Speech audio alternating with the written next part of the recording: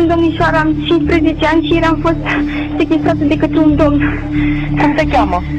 Mă cheamă Alexandra, vă rog, veniți repede, nu știu unde sunt. Da, rămâi la telefon, dar încearcă să dai un punct de reper ca să știm exact ce... Veniți repede, vă rog. Hola a todos, ¿cómo están? Mi nombre es Lesma, espero se encuentren muy bien. Yo como siempre muy contenta de poder estar un día más aquí con ustedes, muy agradecida de que me estén viendo donde quiera que se encuentren. Hoy tenemos un caso sucedido en Rumanía, el de George Dinka. Acompáñenme a ver todos los detalles.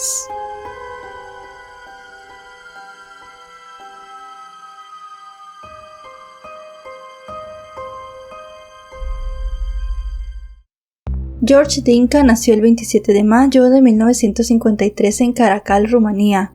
De su madre no se sabe nada, y respecto a su padre, las reseñas indicaron que era un comerciante de mal carácter que fue encarcelado varias veces por distribución ilegal de carne. El hombre era alcohólico, y desde niño lo maltrató. A menudo lo golpeaba con cualquier objeto que consiguiera a la mano, y lo ataba con alambre para evitar que saliera a jugar con otros niños. Por esto, George se convirtió en un chico solitario con problemas de aprendizaje, lo que lo llevó a repetir el 5º grado. Su padre solía matar y descuartizar animales frente a él y lo obligaba a hacerlo. Después de un tiempo, esto se convirtió en una rutina agradable para el adolescente, así que comenzó a matar perros callejeros. En su juventud, George se unió al ejército, y todo parecía estar bien hasta que golpeó brutalmente a un soldado. Ya el hecho era cuestionable de por sí, pero para mayor desgracia, el soldado resultó ser hijo de un funcionario del Ministerio de Defensa, por lo que el hombre fue dado de baja enseguida. Regresó a su casa y consiguió un trabajo en un hospital como personal de mantenimiento. En ese empleo permaneció durante 8 años. En 1997, su padre de 72 años se quitó la vida tras una discusión entre ambos. Unos años más tarde, su tío también fue encontrado colgado del cuello en la sala de su casa. A raíz de estas pérdidas, el hombre decidió probar suerte en construcciones en Italia, pero no funcionó, pues lo despidieron después de atacar a un trabajador albanés. Regresó a su país natal y empezó a trabajar como mecánico independiente, y aunque no tenía licencia, también trabajó como taxista en su ciudad natal.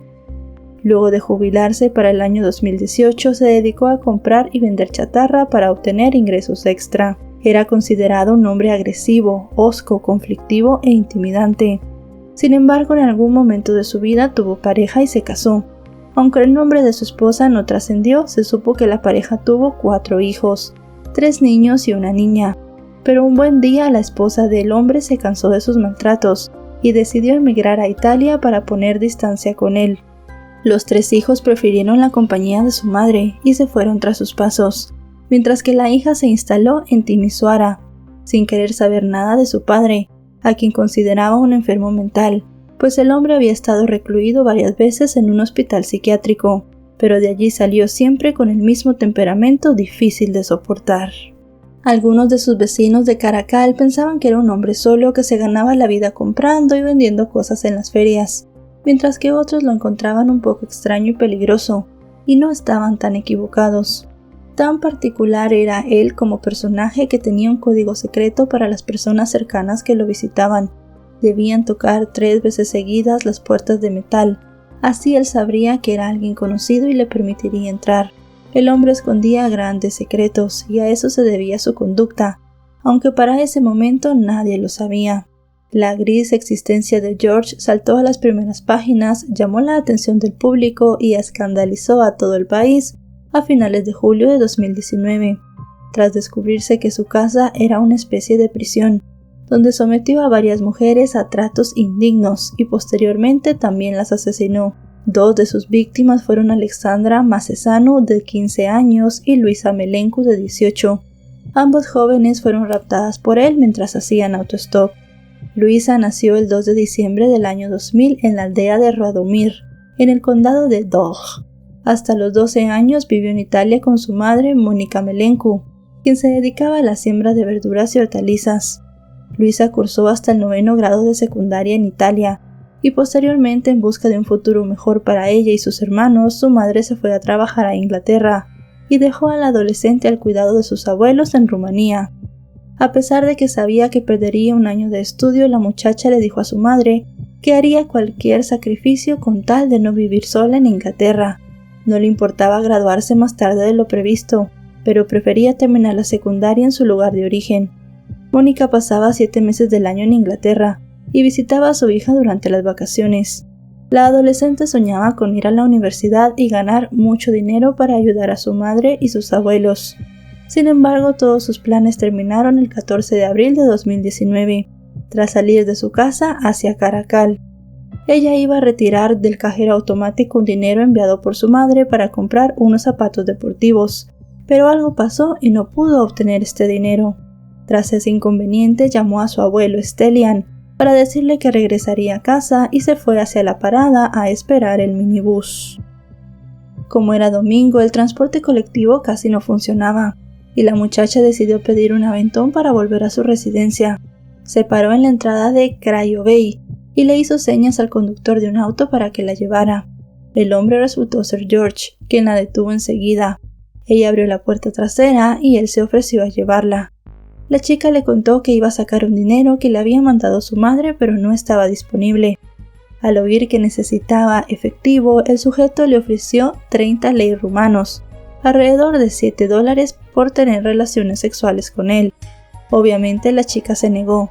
Su violenta reacción ante la negativa fue golpearla en la cara y luego atarla con su cinturón.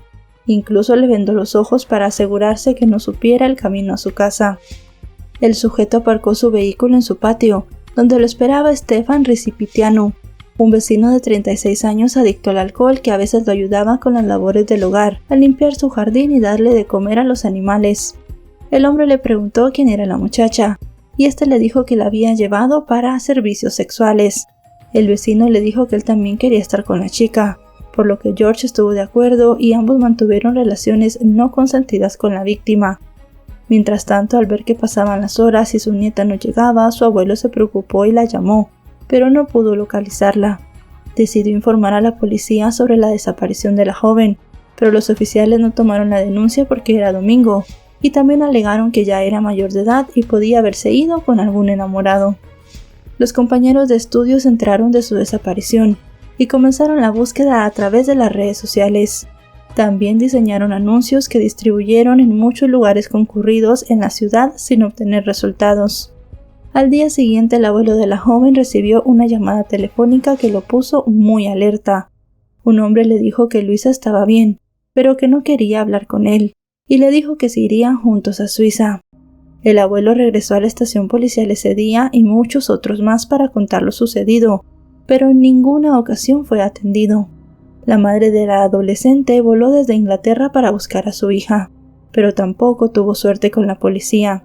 Sus familiares pasaron días de pesadilla, de caminos, de búsquedas por todas las calles y localidades cercanas o más lejanas, sin obtener ni un solo resultado. Mientras la familia la buscaba desesperada, George y su cómplice mantuvieron cautiva a Luisa durante 4 días, en los que continuaron abusando de ella. En un momento dado, la muchacha intentó oponerse, y el hombre le asestó una paliza brutal, luego de la cual la dejó sobre la cama ensangrentada. Salió a alimentar a sus animales, y cuando regresó la encontró muerta. Con toda frialdad colocó su cuerpo en un barril de metal y le prendió fuego, agregando plástico y cartón. Luego tomó la siesta por varias horas. Cuando se despertó, empacó las cenizas y los fragmentos de huesos y los esparció en un bosque cercano. Ese mismo 18 de abril, la sección 4 de la Policía Rural de Kosoveni ordenó el inicio de la investigación sobre la desaparición de Luisa, pero esto no disminuyó en nada la angustia de sus allegados, pues la búsqueda no avanzaba.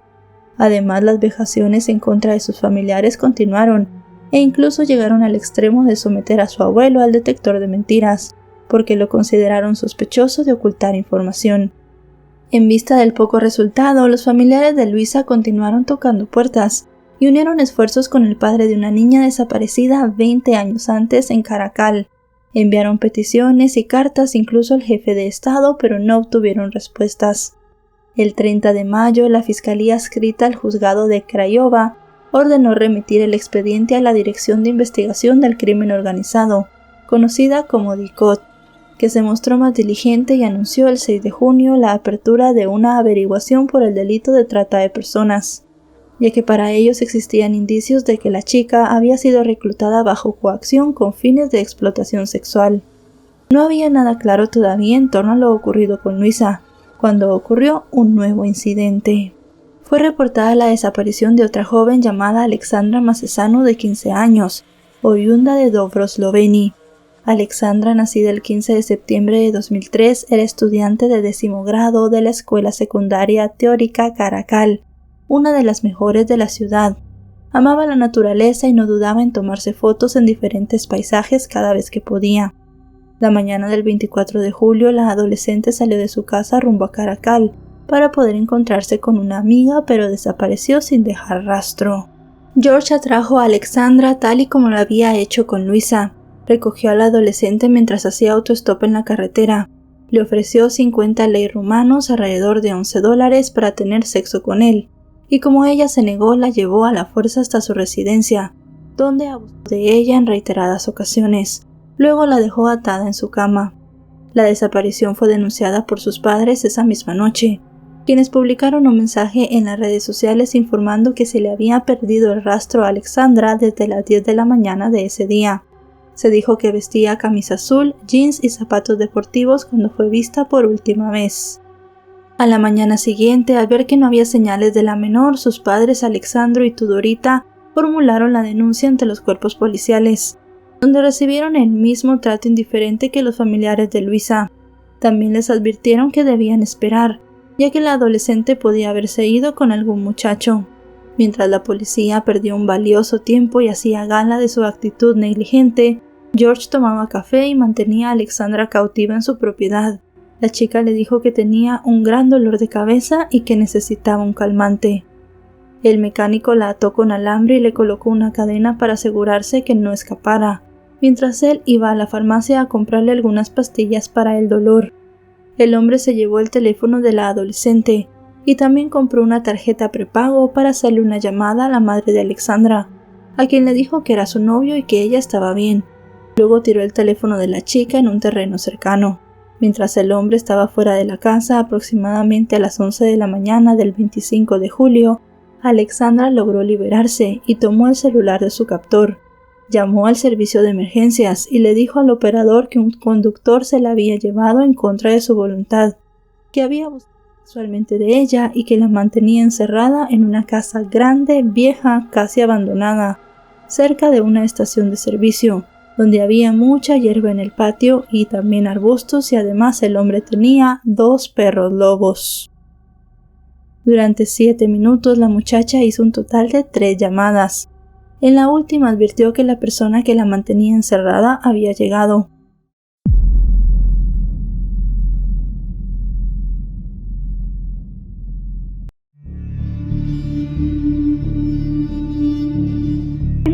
Bună ziua! Vreau și în legătură cu poliția. Da. Ce s-a întâmplat? Doamnă, Nu văd nimic. sunt domnișoara, am 15 ani și ieri am fost sechestrată de către un domn. Cum te cheamă? Măceșanu Alexandra, vă rog, veniți repede, nu știu unde sunt. Cum adică nu știi unde ești? În ce localitate te afli? În Caracal, m-a dus în Caracal, dar nu știu unde exact. Păi dă-mi un punct de reper unde te afli în Caracal. Cum crezi că te găsim? Alo? Da, stați, nu plecați, vă Ai rog. fost? Da, rămâi la telefon, dar încearcă să dai un punct de reper ca să știm exact ce... Veniți repede, vă rog. Păi să venim unde, frate, în Caracal.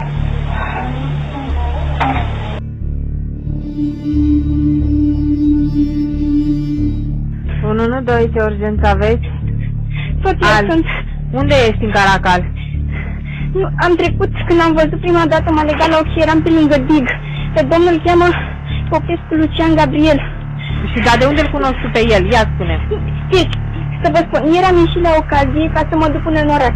Și dumnealui m-a luat la ocazie, a închis mașina și m-a închis acolo. După aia a zis să mă ducă la el. Nu contează. De unde ai tu numărul ăsta? De unde ai telefonul lui, l-am găsit aici. Telefonul lui? Da, doamne, vă rog, trimiteți Hai, gata, cineva că mi-e stai frică. puțin, secret, am înțeles. Stai puțin la telefon dacă tot poți. Alo? A Poliția trecut. Veniți cât mai repede. Unde să venim, domnișoare? Ia spuneți-ne. Poftim? Unde? Nu știu exact, am trecut pe lângă dig, dar acum cred că sunt în Bolcal, undeva nu putea să... Unde? Stați, Da, puțin, că am găsit o adresă. Yes. BLD, Antoniu Scaracalo, numărul 9, de Acolo rămâneți acolo, Antoniu Scaracala, numărul 9, da? Frică. Continuați adresa asta, Vă că e rog, bloc. veniți repede că mi-e frică. Ce bloc este acolo? Ați spus că e un bloc Nu ceva? este bloc, nu este Da. bloc, este o casă, este o O curte. casă. Bun, rămâneți acolo să vină un echipaj de poliție, bine? Doar, veniți repede că mi-e frică Da, de bine, m-a bine. bătut. Bine, rămâneți acolo.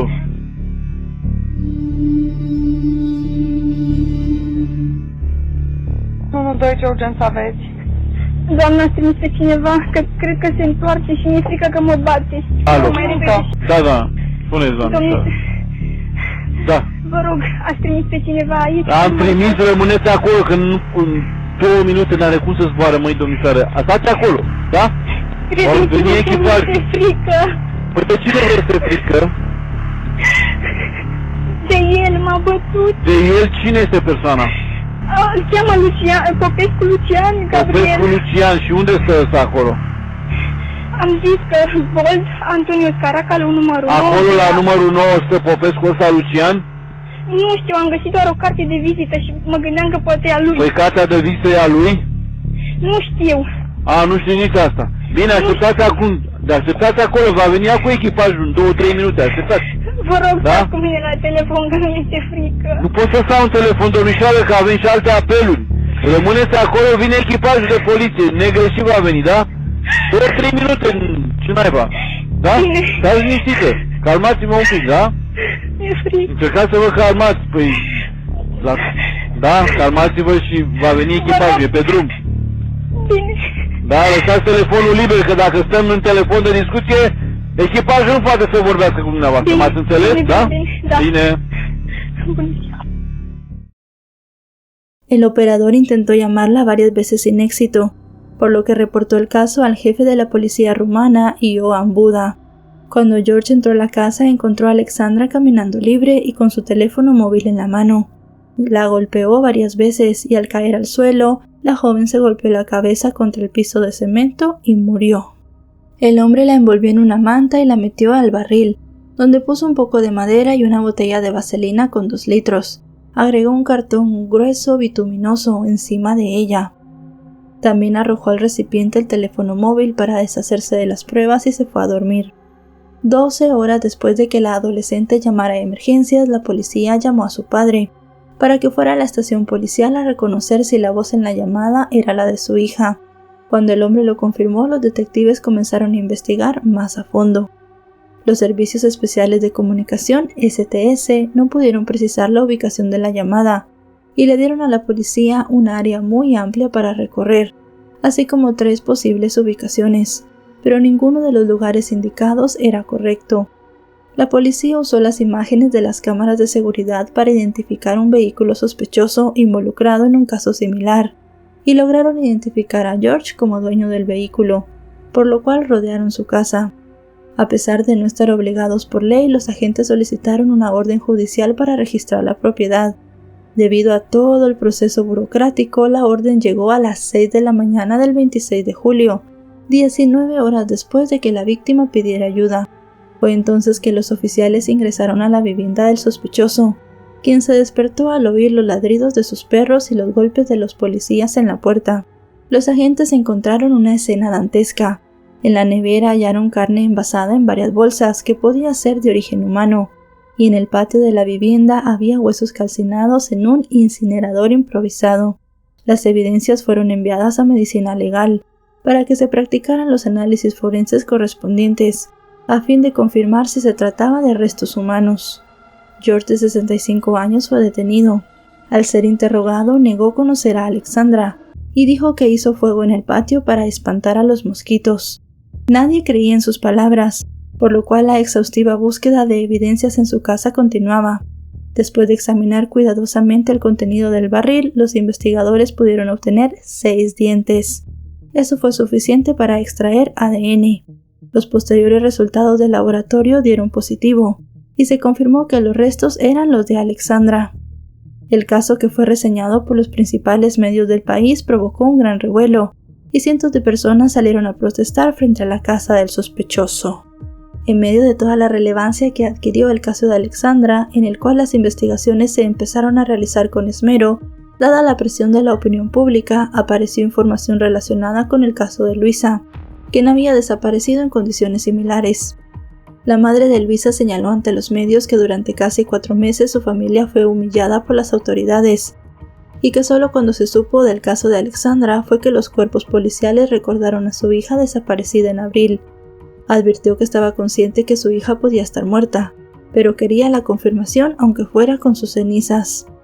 El sábado 27 de julio, miles de manifestantes marcharon por las calles de la capital para reclamar por la incompetencia demostrada y pidiendo que fueran despedidos los funcionarios del gobierno por el mal manejo del caso.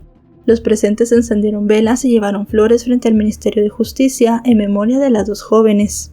La familia de Alexandra acusó a los funcionarios de no tomar en serio sus llamadas telefónicas hasta que fue demasiado tarde, mientras que los allegados de Luisa también denunciaron fallas por parte de los cuerpos de seguridad.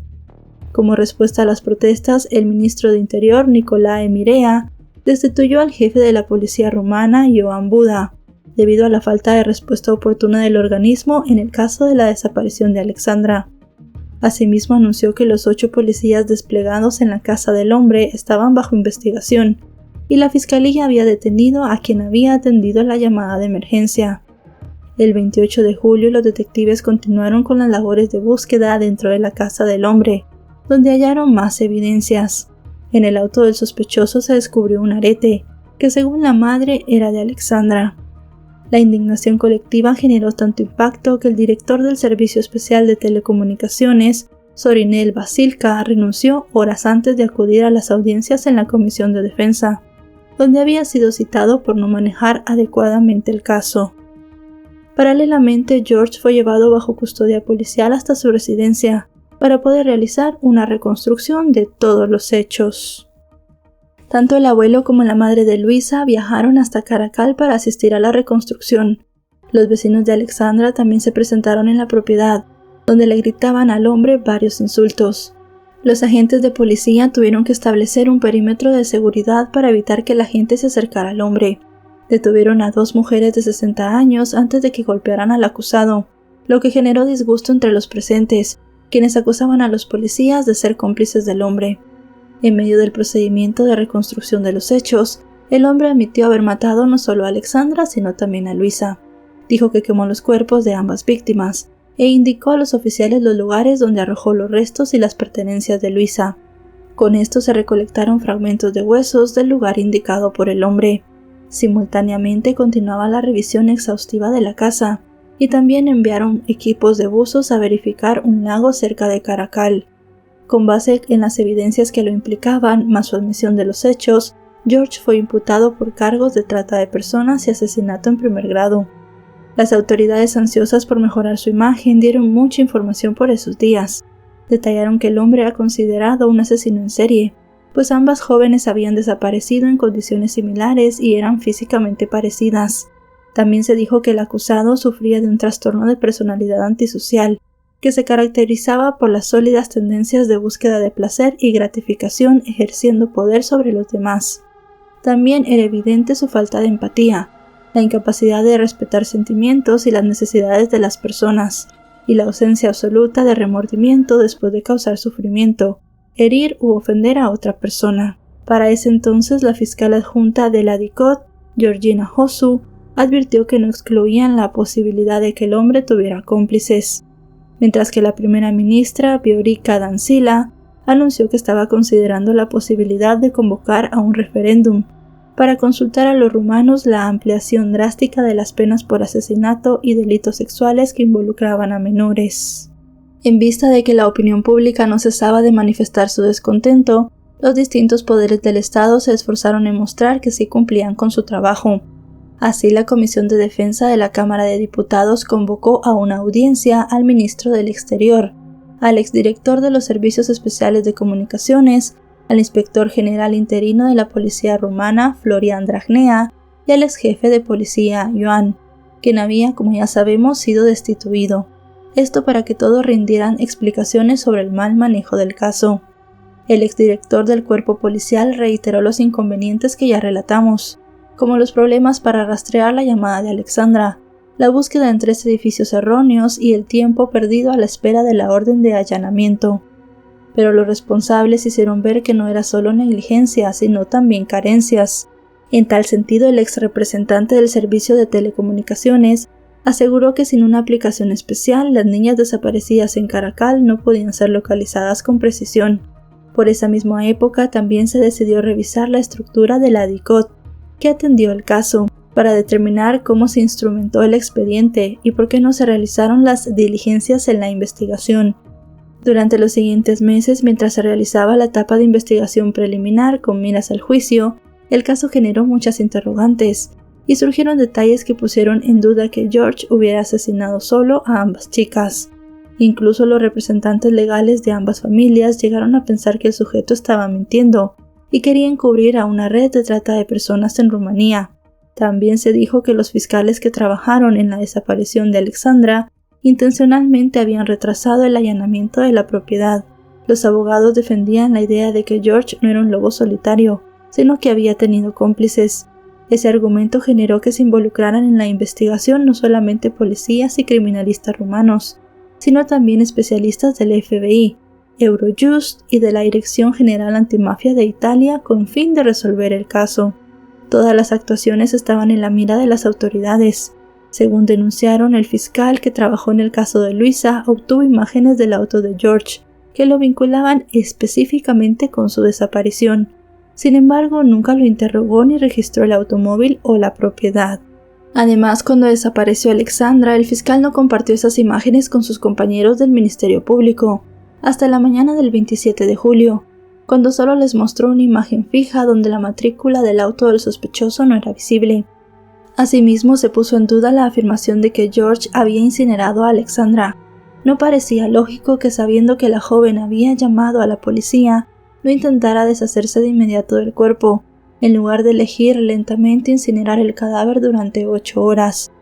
Los representantes legales de las familias de Alexandra y de Luisa argumentaron que la incineración de un cuerpo humano entero debía producir un olor desagradable y cierta cantidad de humo, pero los vecinos de George que fueron consultados coincidieron en que no habían visto nada extraño ese día en la casa del mecánico.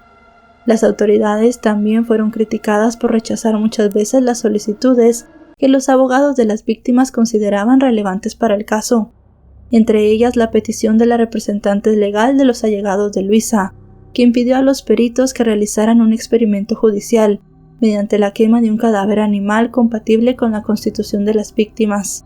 La respuesta de los fiscales no se hizo esperar, y señalaron que en relación con los datos obtenidos en los peritajes médico-legales, la administración de tales pruebas se consideró innecesaria y no concluyente. Un experto forense afirmó que tras ser detenido, en efecto el hombre había admitido los asesinatos, pero cuando le pidieron que reconstruyera los hechos e indicara dónde había colocado los cuerpos, el hombre entró en pánico. A su juicio, ese nerviosismo se debió a que seguramente tenía un lugar donde escondía a todas sus víctimas, las cuales probablemente eran más de 2. Refirió que durante el procedimiento de reconstrucción de los hechos, George simuló estar confundido, mientras giraba a los investigadores por diferentes lugares en su vivienda y los alrededores. Por su parte, la fiscal jefe interina indicó la forma en la que actuó el acusado. Dijo que ésta demostraba que sabía paso a paso qué hacer y cómo elegir a sus víctimas, de acuerdo con un patrón específico. La diferencia la marcó el caso de Alexandra, que se había salido de control, pues la chica había logrado liberarse y esto hizo que el sujeto acelerara su muerte. En noviembre de ese año, en medio de los cuestionamientos de las autoridades, fue detenido el vecino de George, Stefan, tras ser acusado por el monstruo de Caracal de ser su cómplice en el abuso y posterior asesinato de Luisa y también de Alexandra. El 9 de diciembre, Stefan fue imputado por el delito de abuso agravado. Se suponía que su declaración ante el tribunal iba a arrojar luz sobre el caso, pero complicó aún más las cosas. El hombre solo admitió que tuvo relaciones sexuales con una de las chicas y negó haber cometido un abuso. Aseguró que fue voluntariamente a la casa porque George lo invitó a mantener relaciones con la jovencita. Luego acusó al hombre de ser parte de una red de trata de personas. Para complicar más el asunto, Stefan dijo que no estaba seguro si había estado con Luisa o con Alexandra. A pesar de que el abogado de Stefan, Valentín Vladu, solicitó su libertad condicional, alegando que no había pruebas suficientes en su contra, el Tribunal de Apelación de Bucarest rechazó la petición y dictó prisión preventiva para el presunto cómplice. Los jueces dictaminaron que debía permanecer tras las rejas por ser considerado un peligro para la sociedad. Por su parte, el abogado de la familia Melencu afirmó que su testimonio no proporcionó ninguna información esencial para el caso. Transcurrió el tiempo y llegó el día de Nochebuena. Los padres de Alexandra fueron llamados por los fiscales de la DICOT para entregarles el certificado de defunción de su hija, tras determinar que parte de los restos hallados en la propiedad de George pertenecían a la adolescente. Sin embargo, los familiares se negaron a recoger el acta, tras alegar que los fiscales solo querían cerrar el caso, pero ellos creían que la chica estaba viva en alguna parte. El 10 de enero de 2020, la DICOT culminó las investigaciones y remitió el expediente a la sala preliminar del juzgado de Old. George fue acusado de 8 delitos: trata de personas, trata de menores, 2 delitos de abuso, 2 delitos de asesinato calificado y 2 de profanación de cadáveres, mientras que su cómplice Stefan fue acusado de abuso de una menor. En este caso, lleno de tantos giros, también hubo una sorpresa. A pesar de que durante los interrogatorios George reconoció haber matado a ambas chicas para el asombro de la opinión pública rumana, el 15 de enero de 2020 cambió su declaración con respecto a Luisa, afirmando que en realidad no la había asesinado y que la joven había sido sacada de su casa por otras personas. Señaló que los fiscales lo engañaron durante la investigación, que no respetaron sus derechos y le hicieron un control psicológico sin que estuviera presente su abogado defensor. Para ese momento el hombre se encontraba encarcelado en la penitenciaría de Craiova. Esta nueva declaración generó más tropiezos, puesto que reafirmó las creencias de las familias de las jóvenes, que pensaban que ambas habían sido víctimas del trato de personas con fines de explotación sexual. En medio de tantas versiones, tanto los imputados como los familiares de las víctimas exigieron que se devolviera el expediente al Ministerio Público y que se reiniciara la investigación desde cero. La abogada de la familia Melencu advirtió que en el expediente faltaban piezas importantes, que no le permitirían al juez valorar los hechos con objetividad y corrección. Asimismo aseguró que se debía notificar al Consejo Superior de la Magistratura, porque en el expediente no se encontraban resultados de investigaciones de crucial importancia para el caso, como la ruta de las tarjetas de teléfono de Luisa, que también fueron utilizadas luego por el captor de la jovencita. Para la abogada, la prueba más importante estaba relacionada con el hecho que en los teléfonos de Luisa se detectaron llamadas desde un número de suscripción colectiva a la policía rumana. El confinamiento debido a la emergencia sanitaria mundial retrasó las decisiones del tribunal sobre la fecha en la que se iniciaría el juicio en contra de George y su cómplice. En marzo de ese año, el automóvil que usó el hombre para secuestrar a Alexandra y Luisa se subastó en el sitio de la Agencia Nacional para la Administración de Activos No Revelados. El precio de evaluación del famoso Renault Megane fue de 1.033 lei, unos $220 sin IVA. El automóvil ya no funcionaba y el interior estaba desmantelado y dañado. Como nadie acudió a comprarlo, meses después se puso de venta en una nueva subasta, pero el tribunal ordenó suspender la venta tras una solicitud hecha por la familia de Luisa. Este caso se caracterizó por las idas y venidas. Luego que la corte determinó que era legal mantener a George en arresto preventivo, el acusado impugnó la decisión y pidió ser liberado, argumentando que no era culpable. Hasta ese momento no se había contratado ningún representante legal y era representado por un abogado de oficio. Poco después, el juez de la sala preliminar resolvió que todo estaba en orden para iniciar el juicio, pero hubo un nuevo tropiezo. Los representantes legales de las víctimas presentaron un recurso para exigir que se devolviera el expediente a los fiscales y también solicitaron el traslado del juicio a otro tribunal. En una de las audiencias previas al juicio, realizada el 24 de septiembre de 2020, George comenzó a llorar frente a los magistrados, cuando la madre de Luisa le suplicó que contara lo sucedido. Luego se secó las lágrimas, mientras dijo que no mató a Luisa ni a Alexandra, y que lo había admitido porque los oficiales que lo arrestaron lo habían presionado. Los familiares de ambas víctimas creyeron en las lágrimas del sujeto y pensaron que no mentía. La abogada de la familia de Alexandra también señaló que el hombre parecía decir la verdad.